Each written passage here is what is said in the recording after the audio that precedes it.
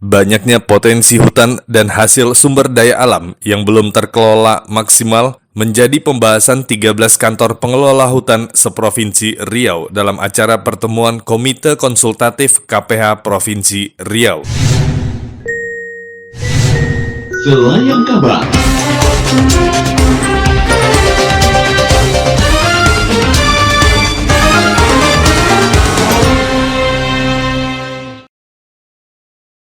Kamis 24 Februari 2022 bertempat di Aula Hotel Resti Pekanbaru, kantor pengelola hutan atau KPH Tasik Besar Serkap menjadi tuan rumah dalam pertemuan KPH seprovinsi Riau. Hadir sebagai pemateri Ketua Komite Konsultatif KPH Seriau yang juga Dekan Fakultas Kehutanan Universitas Lancang Kuning, Insinyur Emi Sajati MSI, serta Agustian selaku supporting unit dari World Bank. Acara ini dibuka oleh Kepala KPH TBS Andri S. Hud mewakili Kepala Dinas Kehutanan Provinsi Riau. Dalam pemaparannya, Agustian mengatakan bahwa Bank Dunia saat ini konsen untuk menyelesaikan tugas yang sempat tertunda di tahun 2021 karena pandemi COVID-19 dengan program pemberdayaan masyarakat hutan. Pembinaan kelompok tani hutan yang berada dalam KPH TBS saat ini menjadi contoh, seperti KTH yang memproduksi madu kelulut. Namun saat ini menurut Agustian, peran aktif perempuan masih minim dalam pengembangan program ini. Ya, karena kegiatan-kegiatan kita di lapangan, terutama yang berkaitan dengan kegiatan mengumpulkan masyarakat, memang sangat jarang sekali melibatkan kaum perempuan. Terutama kita tidak punya kegiatan khusus yang memang perempuan semuanya. Contohnya misalnya pertemuan khusus perempuan. Kalau itu dimungkinkan ada, kan bisa mendongkrak keterlibatan perempuan ya. Dan itu coba kita terobos bagi beberapa kegiatan DPP, terutama yang melibatkan masyarakat dan mengajak perempuan sebanyak mungkin.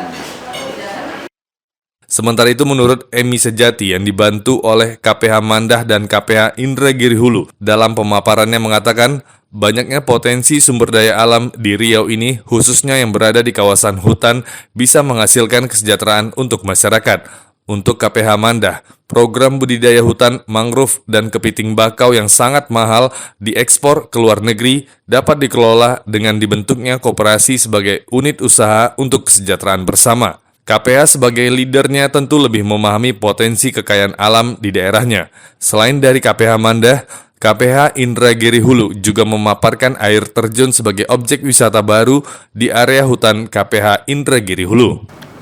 Kalau dari sudut akademisi, karena saya akademisi, saya sarankan bahwa sebagai fasilitator pihak KPH bisa membentuk unit-unit dalam bentuk koperasi, di mana koperasi itu nanti bisa membuat perencanaan-perencanaan terkait dengan objek kegiatan yang mau disampaikan atau yang mau dilaksanakan oleh KPH, sehingga tidak hanya sebagai fasilitator dalam bentuk kegiatan-kegiatan yang sudah ada sebelumnya, tetapi juga bisa merencanakan bisnis yang dikaitkan dengan koperasi yang dimiliki oleh KPH tersebut. Nah, pembentukan koperasi menurut saya sudah sesuai dengan Undang-Undang Koperasi dan menurut saya juga bisa dilakukan secara lebih transparan.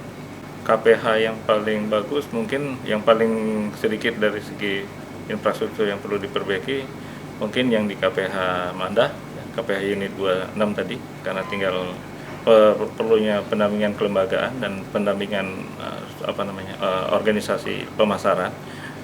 Yang kedua, kalau untuk yang KPH Indragiri, yang diperlukan adalah selain prasarana juga pembentukan perizinan dalam bentuk HKM, sifatnya adalah ekowisata dan jasa lingkungan. Nah, itu mungkin perlu proses 2 atau 3 tahun lah untuk bisa stabil dan mereka untuk meningkatkan kesejahteraan masyarakat di sekitar lokasi tersebut. Pelaksanaan pertemuan dengan Komite Konsultatif KPH Seriau ini diharapkan bisa memberikan gagasan dalam hal pengelolaan potensi alam yang ada.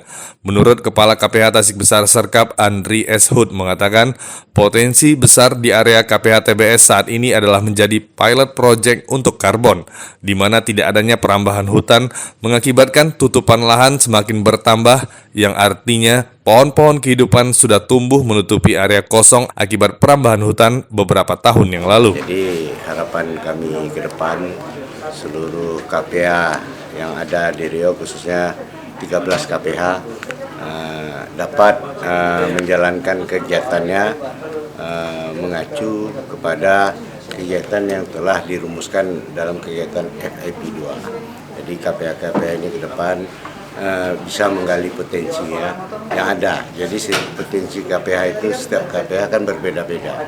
Ada yang kuat di Jaslink, ada kuat di PS, ada kuat di HBK.